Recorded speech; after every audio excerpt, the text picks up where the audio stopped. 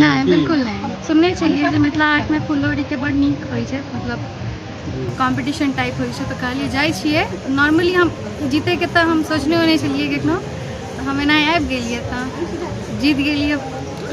एते बड़ा प्लेटफॉर्म पर अहाँ के जे छै से आइ विजेता बनलिए, केहन महसूस भ रहल अछि? बहुत नीक लागि रहल है। अच्छा, सोचने छलिए जे मिलत? नहीं बिल्कुल नहीं, हम तो ई सोचे के नहीं, हम तो ई सोचने नहीं छलिए कखनो कि मतलब हम खाली ई छले कि सब जा रहल छथिन तो हमहूँ अपन फुललोढ़ी में